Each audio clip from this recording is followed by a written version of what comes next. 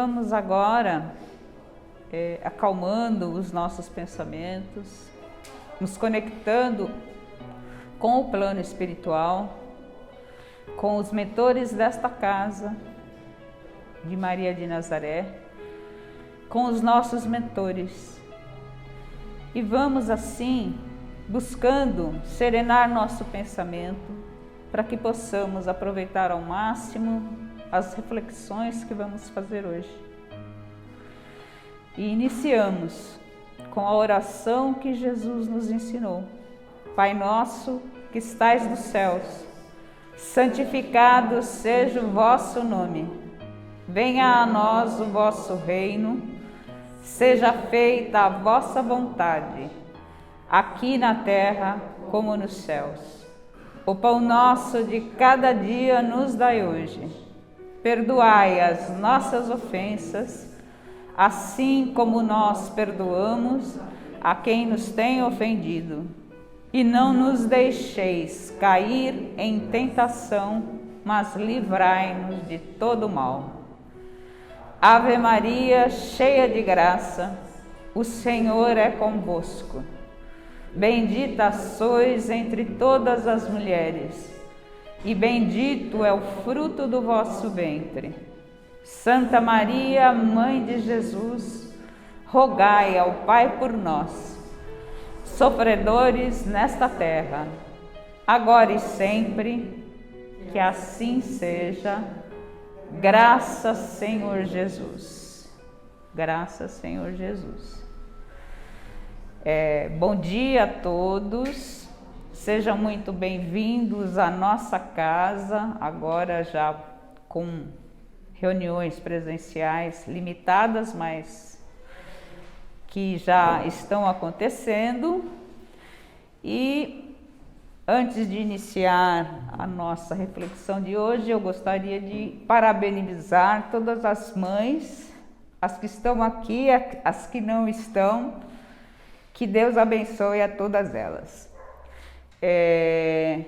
E não é por acaso que o nosso tema de hoje é Maria de Nazaré, né?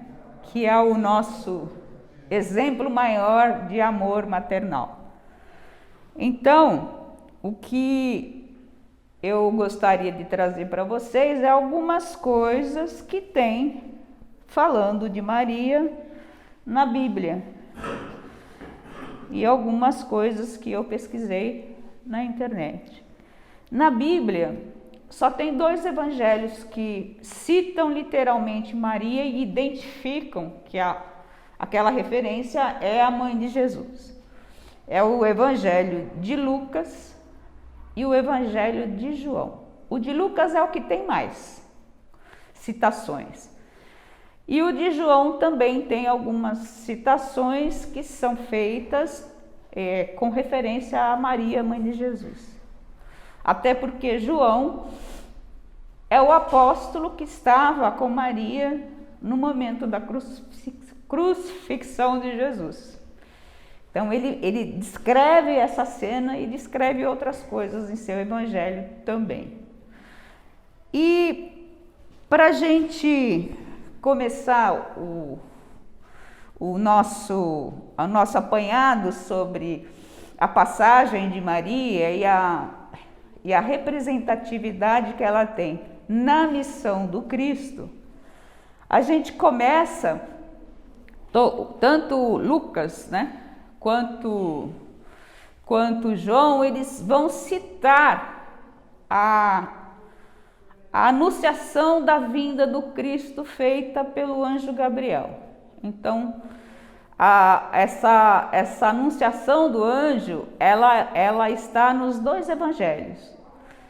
E ele, para quem não lembra, o anjo fala: bendita és tu entre as mulheres, e que ela vai ser a mãe de uma criança que vai ter uma importância muito grande para a humanidade.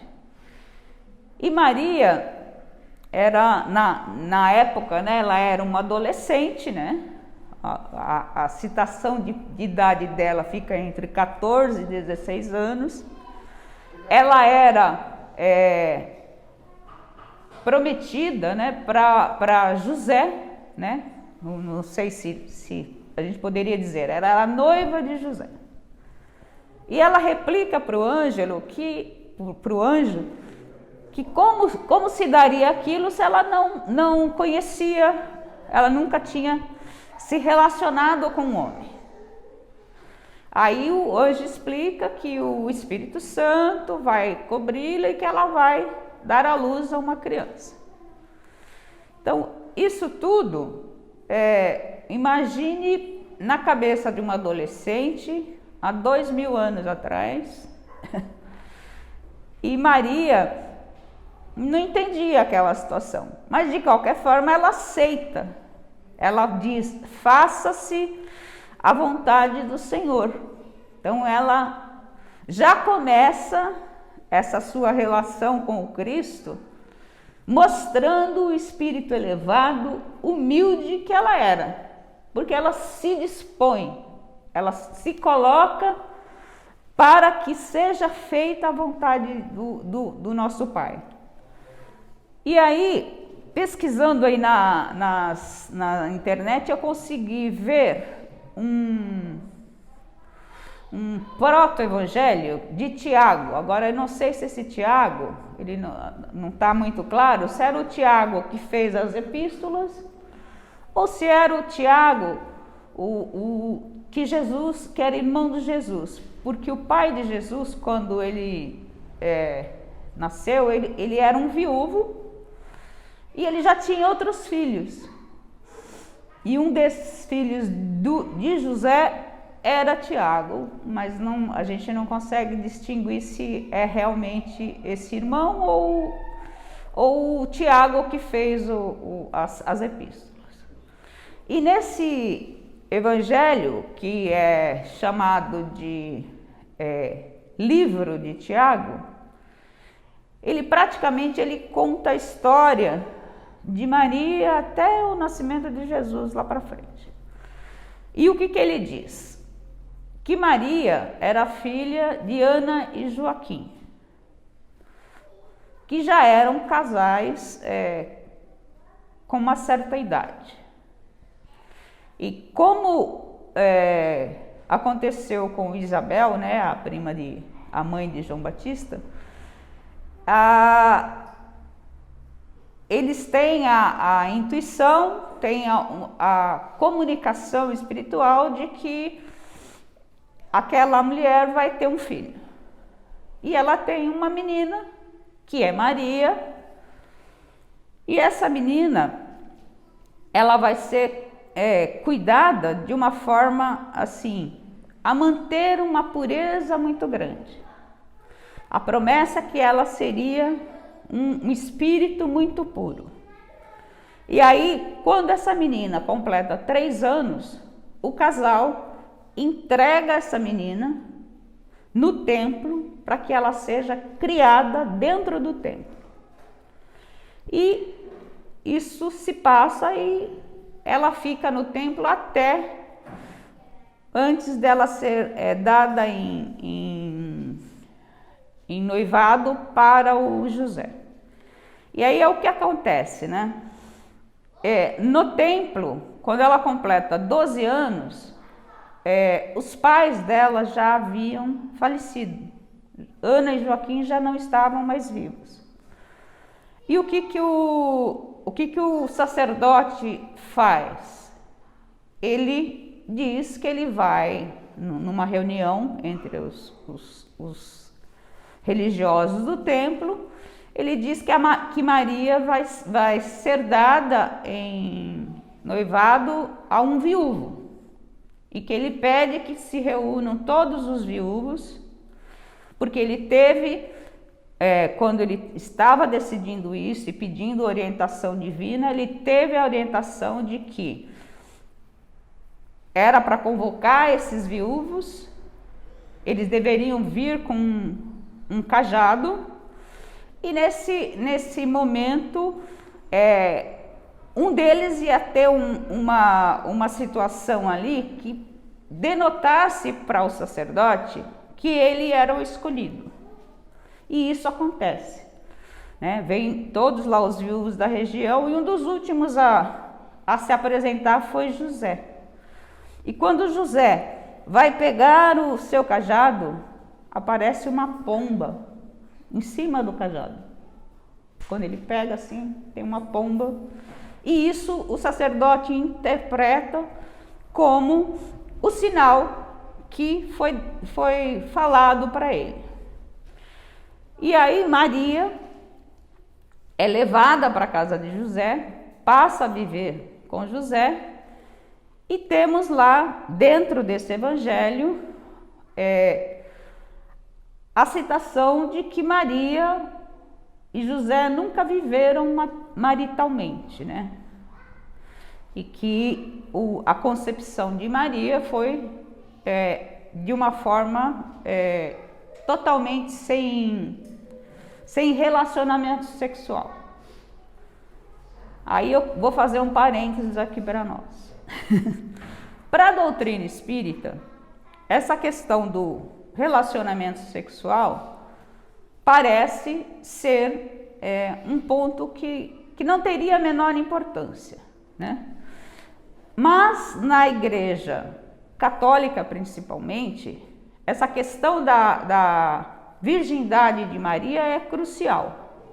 Então, para o cristianismo católico, Maria é esse ser divino que concebeu Jesus, que para a Igreja Católica é o Filho de Deus, né? A Igreja Católica trata Jesus como o Filho de Deus.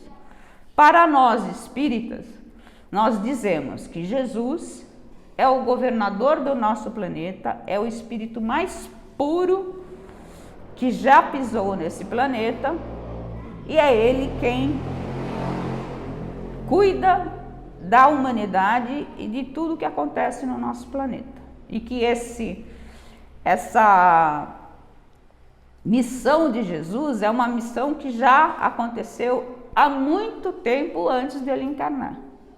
Ele está nessa missão desde que o planeta foi formado há milênios. Né? Milênios não, bilhões de anos. Então esse é o parênteses que eu queria fazer com relação à questão de Maria ser virgem ou não ser virgem. Para a doutrina espírita isso pouco importa, né? O que importa é a vergadura do Espírito Jesus que Maria sim foi encarregada de conduzir quando ele se torna um espírito encarnado e vai desenvolver a sua missão. Aí, continuando,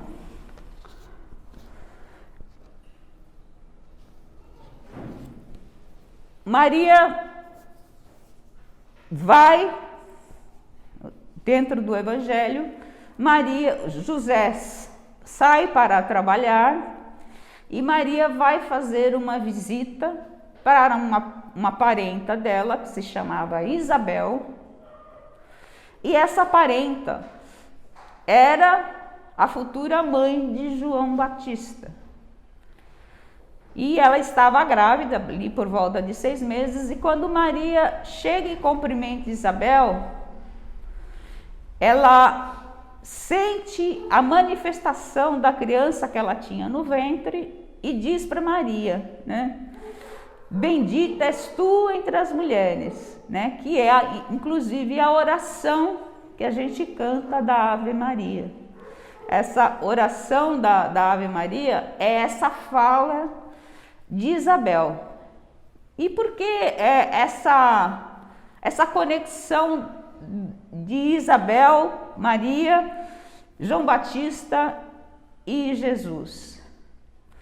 A Bíblia nos fala que João Batista, até por conta das profecias que já existiam, ele veio anunciar a vinda do Messias, que era esperado pelos hebreus. E João Batista, quando ele desenvolve a sua missão, ele vai realmente fazer isso. Antes de Jesus começar a sua pregação, João Batista pregava e falava para a humanidade que a humanidade precisaria se aperfeiçoar, né? Se melhorar. Então a gente tem nessa fala da Isabel essa manifestação e essa conexão entre João Batista e Jesus, entre Maria e Isabel. E aí a Bíblia, na sequência, fica ali. A próxima citação a Maria é quando ela vai levar Jesus ao templo para ser apresentado, né? A tradição judaica era que a criança, depois de alguns dias que nascesse, ela tinha que ir ao templo para ser apresentada aos sacerdotes. Quando isso acontece, tinha no templo um dos religiosos do templo, chamado Simeão. Ele, quando vê a criança, ele eleva o pensamento, fala para o alto, que os olhos deles agradece a Deus porque os olhos deles contemplou o Espírito maravilhoso que seria Jesus. E ele diz a Maria que ele iria ser grande entre os homens, mas que ela teria o seu coração transpassado de dor. Então, ele está profetizando para Maria todo o calvário que ela acompanhará mais adiante.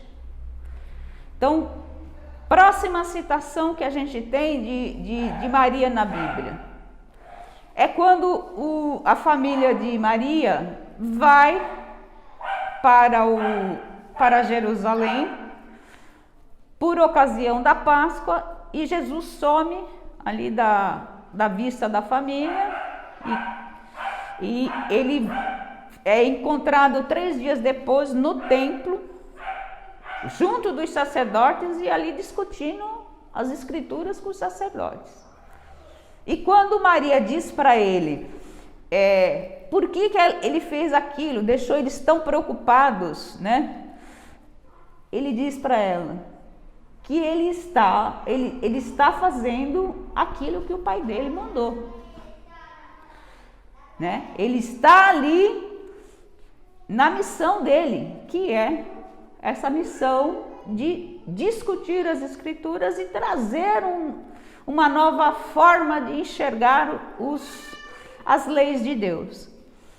Eu só esqueci de dizer da questão do nascimento de Jesus, que também todo mundo conhece. Jesus nasceu em Belém porque estava havendo um censo e a família teve que se deslocar para a cidade de Belém para que ele pudesse ser recenseado. E tem a história que existe é que ele nasceu numa manjedoura por conta de estar havendo esse recenseamento e a família não encontrar um abrigo para Maria.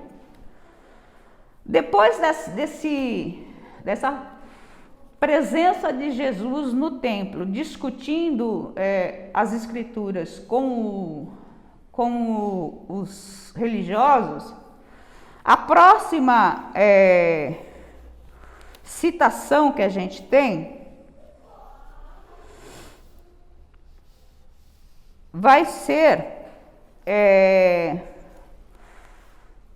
no Evangelho de Lucas e de Mateus, onde Jesus está lá com os discípulos, atendendo algumas pessoas. Estava cheio de gente ali, o local onde ele estava, e aí entra uma pessoa e diz: a sua família está aí, sua mãe e seus irmãos estão aí fora, querendo falar com você. E ele vira para a pessoa que disse isso e disse: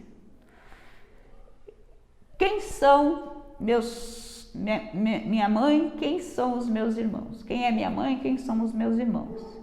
E diz, ele mesmo responde que a mãe dele e os irmãos são aqueles que cumprem a vontade do Pai. Então aqui, nesse momento, às vezes a impressão, para quem não faz uma reflexão mais apurada, que Jesus está desprezando Maria e os irmãos que eles tinham.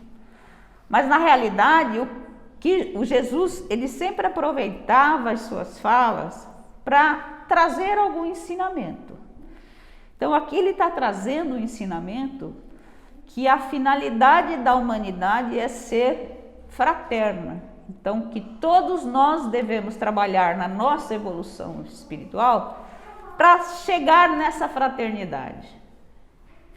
E essa fraternidade, ela vai sendo construída à medida que a gente vai se importando, não só com os nossos parentes consanguíneos, mas que a gente trate as outras pessoas com as quais a gente convive dessa forma fraterna. Então é como se a gente pudesse dizer assim, a gente tem que tirar o material desse amor fraterno e chegar ao ponto de tornar esse amor, o amor entre os homens, totalmente espiritual. Então, o sentido dessa fala de Jesus é para que a gente desperte para isso. E depois, na sequência aqui dos evangelhos, a gente tem também uma citação em João sobre Jesus fazer o seu primeiro milagre. E esse primeiro milagre que ele fez foi a transformação da água em vinho, numa festa de casamento, a pedido de quem? De Maria de Nazaré. Então, o primeiro milagre que Jesus faz, a primeira obra que ele faz, mostrando esse poder que ele tinha, ele fez a pedido da mãe dele. Então, para vocês verem, né, o quanto Maria tinha um papel fundamental na missão de Jesus. Ele começa demonstrando o seu poder, atendendo um pedido de Maria, sua mãe. E aí a gente tem, na sequência das Bíblias, quando começa esses milagres aqui que foi feito em Canaã, aí tem várias descrições de vários milagres, tem o Sermão da Montanha, tem toda a pregação que Jesus vai fazendo ao longo dos 3 anos, porque Jesus começa a pregar por volta de 30 anos e ele é crucificado com uma idade que é citada de 33 anos. Então, a pregação dele, a missão dele, enquanto espírito revelado para o povo, ela é feita nesse período. E depois, a citação que vem nas Escrituras é a citação já de Jesus tendo sido condenado e sendo crucificado no Gólgota. E nesse momento,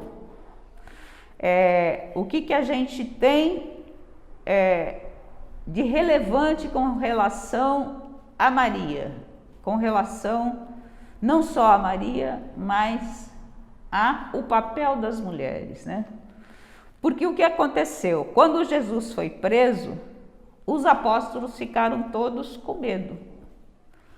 Então, um dos únicos seguidores que acompanharam Jesus até a sua crucifixão foi João o Evangelista, Maria Madalena, que já era seguidora de Jesus, e as mulheres, Maria, a irmã de Maria, tem citações de algumas mulheres acompanhando o Cristo até ele ser crucificado e morto.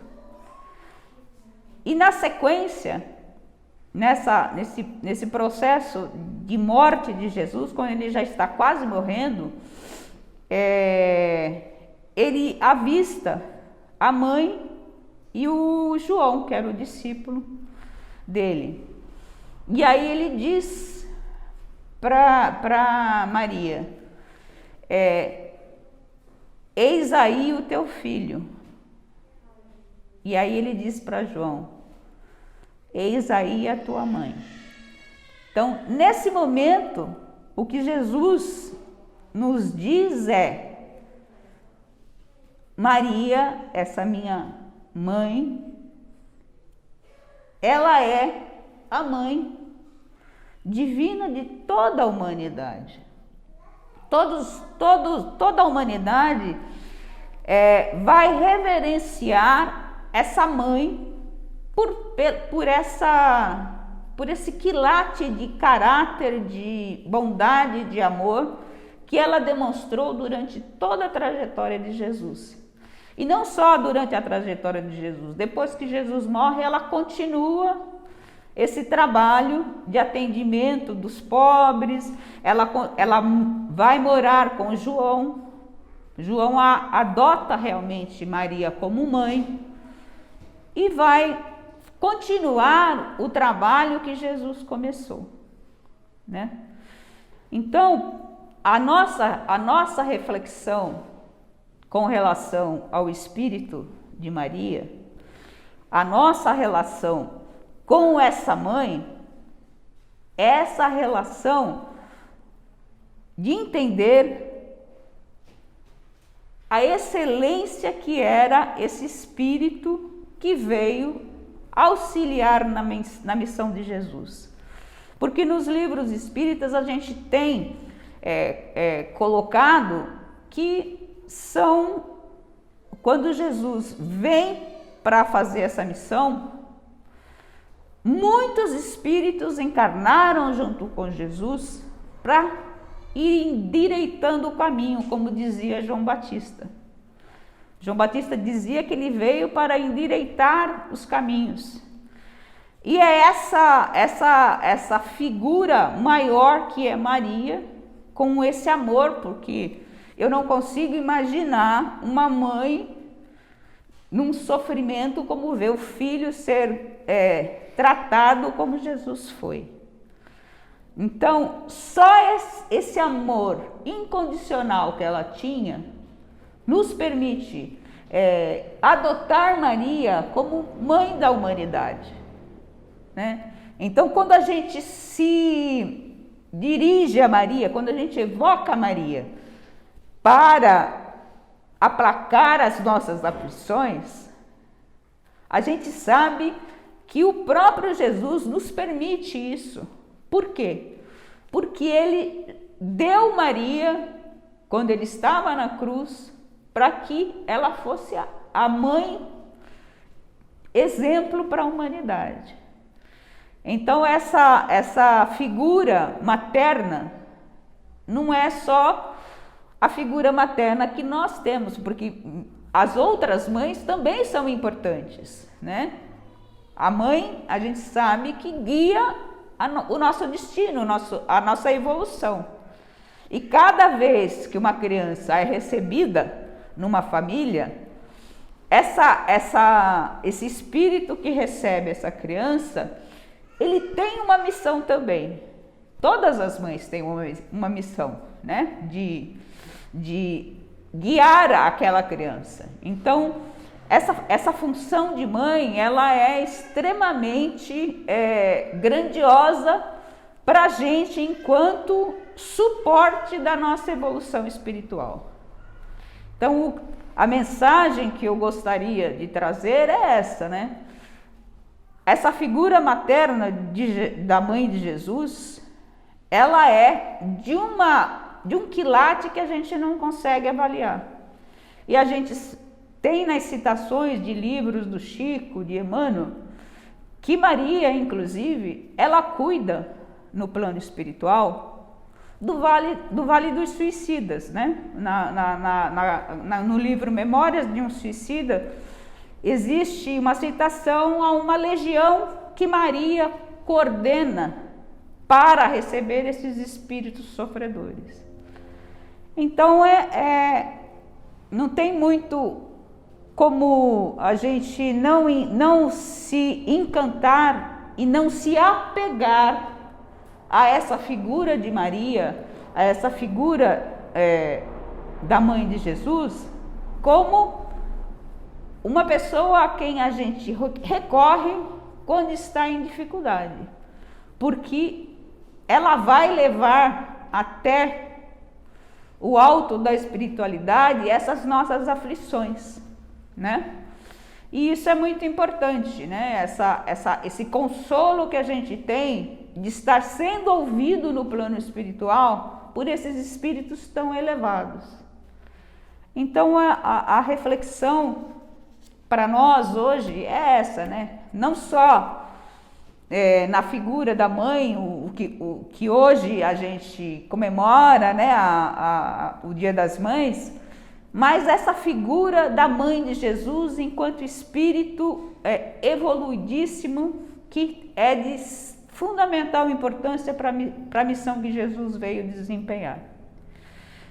Então, que todos nós possamos hoje, né, louvar as nossas mães, né, que nós possamos nos conscientizar da importância desse papel dentro da sociedade, né? Essa figura de mãe, essa figura de condutor de almas, e agradecer, né? Agradecer a Jesus porque Ele nos concedeu Maria como mãe também, tá bom?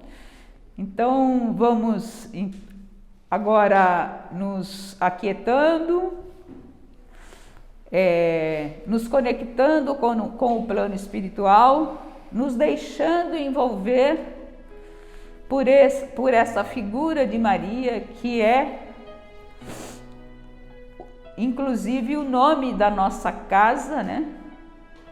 Nós temos como figura de patrona da nossa casa a figura de Maria de Nazaré.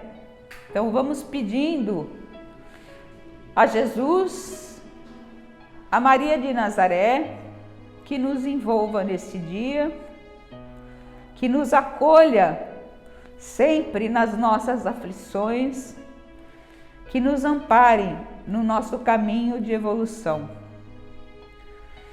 E vamos pedindo ao plano espiritual que nos mande vibrações de amor, vibrações de paz, vibrações de fraternidade, para que nós possamos, nesses tempos difíceis, ter todo o amparo do plano espiritual para podermos continuar a nossa jornada e não desistir nunca dos propósitos existenciais aos quais nós nos comprometemos quando para aqui viemos.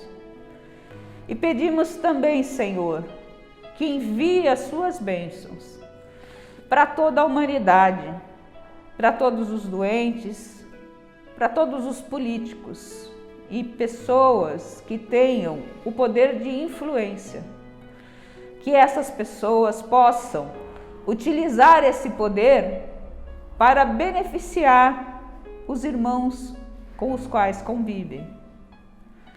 E te pedimos, Senhor, que esteja também junto da nossa família, na nossa semana, nos acompanhando no nosso trabalho, no nosso estudo, nas nossas relações.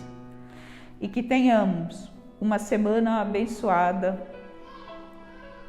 e que tenhamos também a consciência da importância da figura de Maria de Nazaré. Que assim seja.